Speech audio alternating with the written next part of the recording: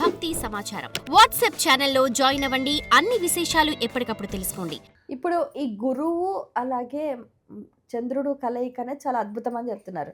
అలాగే ఈ రాహు శని వల్ల ఎటువంటి ఉత్పాతాలు జరిగే అవకాశం ఉందంటే? రాహు శనుల వల్ల ఇది ఒక రకంగా చెప్పాలంటే ప్రకృతిపరమైనటువంటివి జరిగే అవకాశాలు ఎక్కువ ఉంటాయి. వ్యక్తిగత జాతకంలో కూడా వారికి ఆ రాహు శని పీరియడ్ జరుగుతున్నప్పుడు జరిగే అవకాశాలు ఉంటాయి. ఇది ఒక రకంగా మానసిక భావ యుద్ధం అనేది కూడా జరుగుతున్నది ఇక్కడ. సామాన్యంగా జల ప్రళయాలు, జలపాతానికి సంబంధించి ఇప్పుడు ఏంది అకాల వర్షాలు ఎక్కడ పడితే అక్కడ ఎప్పుడు తీవ్రంగా వచ్చి ఏం చేసేది తెలియదు, అట్లా జరుగుతున్నాయి. అట్లాంటి లక్షణాలు ఉంటాయి. ఇది వ్యక్తిగత జాతకంలో శని రాహులు కలిసి ఉన్నారనుకోండి, అది ప్రింట్ అయి ఉంది ఆ జాతకం. వాడికి ఈ రాహు దేశం ఈ శని దేశం వచ్చిందా, అతనిలో ఏదో ఒక తీవ్రమైనటువంటి ఉంటుంది. వాని యొక్క జీవితం మిషన్, వాని లైఫ్ యాంబిషన్లో ఒక తీవ్రత ఏదో ఉంటుంది. అట్లా కుజ రాహులు కలిసినా ఉంటుంది, కుజ శనులు కలిసినా ఉంటుంది. ఆ వ్యక్తులు సామాన్యంగా మామూలుగా ఉండరు, అతి సాహసంగా అడ్వెంచరిజంలో పోతారు. అట్లా కూడా కొంత అడ్వెంచర్స్ ఉంటాయి. అంటే ఇప్పుడు మనం గమనిస్తే కూడా సగం వరకు, ఉదాహరణకు మేషరాశి తీసుకుందాం అనుకోండి, సగం వరకు మేషరాశికి గురువు బాగున్నాడు, సగం నుంచి రాహు అని అన్నారు. ఈ సగం గురువు బాగుంటే గురువు వెళ్ళిపోయే టైంకి కూడా ఇబ్బందులు పెడతారని అంటారు, నిజమేనా? వెళ్ళిపోయేటప్పుడు కానీ ప్రారంభంలో కానీ కాదు, వాస్తవంగా ఇది సమతుల్యం చూసుకోవాలి. ఇప్పుడు ఎట్లా ఉంది అంటే మేషరాశి, ఆ మేషరాశి జనరల్గా మేషరాశి ఒక లగ్నంలో మేషరాశిల మధ్యలో ఉన్నాడా వాడు వర్గోత్తములు ఉన్నాడు, అది వేరు విషయం.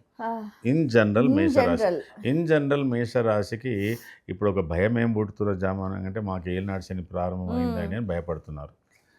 మరి ఏలినాడు శని ప్రారంభం అయినా కానీ మరి రాహు 11ంటికి వస్తున్నాడు. ఇప్పుడు రాహు 12 ఉన్నాడు కదా, రాహు 11 వస్తున్నాడు. మరి శనివత రాహు అంటారు కదా.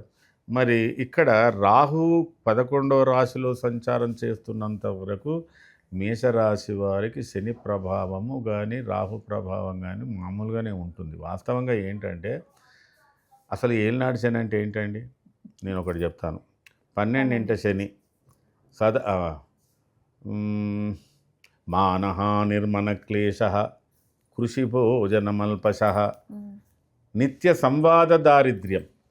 12 వాడికి శని నడుస్తున్నప్పుడు ఏం చేస్తాడంటే వాడంతల వాడికి కానీ కొద్దిగా డిఫేమ్ అవుతాడు, న్యూనతాభావం ఏర్పడుతున్నది. ప్రతి విషయంలో వాడు ఆరాటము పోరాటము చెబితే వాని పనులు కావు, సదా సంచారం, ఏదో ఒకటి ఇట్లాంటివన్నీ జరిగే అవకాశాలు 12 ఉంటాయి ఆ 2.5 సంవత్సరాలు. సరే, ఆ 2.5 సంవత్సరాలు వాని తత్వంలో వాడుకున్నానంటే మరి రాహు ఉన్నాడు కదా, ఇప్పుడు గోవాజీ గజ సంఘానాం క్షీరానాది శుభోదినం అని. ఇప్పుడు రాహు 11 విశేషంగా యోగిస్తాడు. వాడు తప్పు చేసినా నేను ఊరుకోరా, నేను వీడు మేనేజ్ చేస్తున్నాడు ఒక సంవత్సరం పాటు. అట్లాగే జన్మశని తేజోహానిమతి భ్రంశో మనపీడ భయంతత రోగార్తి బంధువైరంచ వ్యసనం జన్మకేశను. జన్మశనిలో వానికి ఏదో ఒక వ్యసనం అయితే వస్తుందండి. వ్యసనం అంటే చూడండి, ఇవాళ ఏ అలవాటు లేనోడు ఇంత ట్యాబ్లెట్ వేసుకోవడం కూడా వ్యసనం కిందకే వస్తున్నది. ఏదో ఒకటి మాత్రము అక్కడ వాడు స్పీడ్గా వర్క్ చేయలేడు. అలాగే 2ంటికి శని వచ్చిండ సదాక్లేశం వృధా వైరం, అనవసరమైన కారణాలు, సతతం కార్యనాశనం, సంచారం, స్వజనద్వేషం, స్వజనుల చేత కూడా ఏదో అంటే ఇక్కడ ఏమిటి అంటే దీన్ని మనం జనరల్గా తెలుసుకోవాలి. ఏంటంటే ఏలినాటి శని అంటే నీ జీవితంలో అదొక నడి వయసులో వచ్చిన వాడికి ప్రధానమైన బాధ్యతలు ఉన్నాయిరా, విస్మరించకు. రుణాలు, నువ్వు మీ నాన్నగారు రుణం చేసినా, నువ్వు రుణాలు చేసినా, పిల్లల పెళ్ళిళ్ళు ఇవన్నీ ఎప్పుడు చేయాలన్నప్పుడు మరి ఒకసారి రివ్యూ చేసుకోకదా కావు కదా.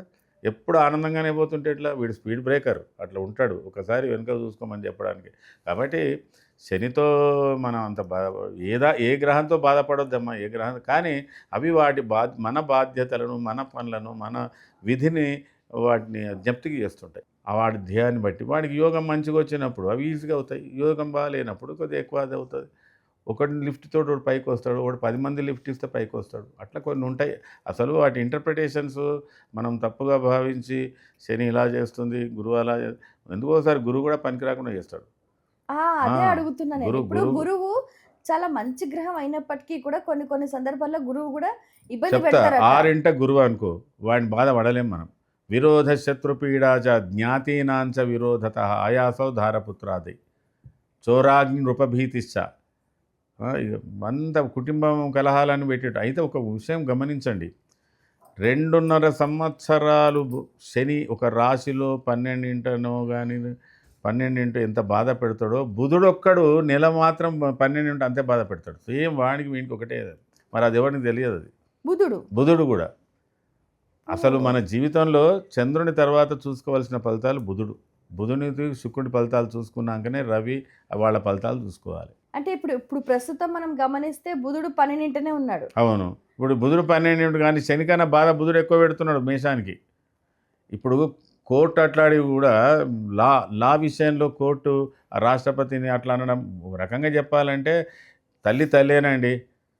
అధికారాలు వానుకున్నాయా అది కాదు. నా దృష్టిలో కోర్టు కూడా కొంతవరకు అసందిగ్ధంగా ఎందుకు అయింది అంటే బుధుడు 12 ఉండడం వల్ల. ఆ రవి మేషంలోకి వచ్చిండు కాబట్టి ఏదో కొద్దిగా రాజ్యం స్థిరంగా ఇది దేశగోచారాల్లో చెప్పేటప్పుడు కూడా ఆలోచించాలి. మన బుద్ధి కూడా పనిచేయదు సరిగ్గా. ఇప్పుడు మేషరాశికి ప్రజ్ఞ పనిచేయడం లేదు అట్లా కూడా చెప్పుకుంటే. మిగతాది శుక్రుడు ఏదో వాడికి కాలం గడిపిస్తున్నాడు. చతుర్థంలో కుజుడు ఉండే, మరి చతుర్థ కుజుడు ఏం చేస్తున్నాడు, ఆయన మొత్తం మీద పర్సనల్ టెన్షన్స్ ఏదో పెట్టిస్తున్నాడు. అయితే ద్వితీయ గురువు ఒకడు కొంతవరకు మేనేజ్ చేస్తున్నాడు. మరి ఈయన 3ంటికి పోతాడు, ఆయన 11ంటికి వస్తాడు. ఇట్లా ఏదో ఒక 9 గ్రహాలు. అంటే ఇది విశ్లేషణ చెప్పడము అన్వయించడం అనేది ఇది కత్తి మీద సాము లాంటిది. అందుకే నేను తొందరపడి ప్రెడిక్షన్ చెప్పను. నాకు ఒకటి ఏంటంటే నా మనసుకు ఇది నిజమే అనిపించినప్పుడే ఒక మాట చెప్తా తప్ప, లేకపోతే నేను వర్బల్గా ఉపన్యాసం ఇచ్చినట్టు ప్రెడిక్షన్ నా నుంచి కాదు. నేను చెప్తా ఎవరికైనా. ఇప్పుడు 3 గురువు 11 రాహు ఉన్నప్పుడు రాహు మేలే చేస్తాడంటాడు. మరి గురువు ఎలాంటి ఫలితాలు అతి క్లేశం, ఎక్కువ ఆలోచన, బంధువైరం, ముఖ్యంగా సోదరులతోటి వీళ్ళతోటి అతి క్లేశం, బంధువైరం, దారిద్ర్యం అంటే ఏదో ఒక ల్యాకింగ్, దేహపీడనం, శరీరంలో ఒబిసిటీ రావడమో లేకపోతే స్లిమ్నెస్ కావడమో ఏదోటి, ఉద్యోగ భంగం, కలహం. ముఖ్యంగా వాడికి మంచి శాలరీ వచ్చి ఉద్యోగం చేస్తున్నా, ఇది చేస్తున్నా, అది చేస్తున్నా, అస్థిరత. కొద్ది రోజులు ఆ పని చేస్తాడు మేషానికి. అయితే ఇక్కడ ఇంకోటి ఏంటంటే వ్యయాధిపతిగా తృతీయంలో ఉన్నాడు కాబట్టి కొంత ఖర్చులు బాగానే పెట్టిస్తాడు. ఇట్లా కూడా చూసుకోవచ్చు. భాగ్యాధిపతిగా తృతీయంలో ఉన్నాడు కాబట్టి కొద్దిగా కుటుంబ పోషణ కూడా చేయిస్తాడు. అంటే ఇక్కడ అతని దృష్టిలో అన్ని ఇంపార్టెన్సే, తాను పెట్టేది ప్రతిదీ, తనకు వచ్చే ఆలోచన, తాను పెట్టే ఖర్చు అంతా కూడా సవ్యమైంది, రైట్ థింగ్ అంటాడు. నన్ను ఎవడు అనొద్దు అనేంత భావంలో పూజ చేస్తాడు. అట్లా మేషానికి, మేష రాశికి కానీ మేష లగ్నానికి కానీ సౌఖ్య జీవితం ఏదైనా కూడా జీవిత భాగస్వామి మీద ఆధారపడి ఉంది ఎక్కువగా. భర్తకు భార్య అయినా, భార్యకు భర్త అయినా. ఆ తర్వాత ఎవరి మీద ఆధారపడ్డది, సంతానం మీద ఆధారపడ్డది, తర్వాత చేసే వృత్తి మీద ఆధారపడ్డది. ఈ 3 వీడు చక్కగా ఉంటే వాడంత గొప్ప మనిషే లేడు. For more videos like this, subscribe Big TV channel.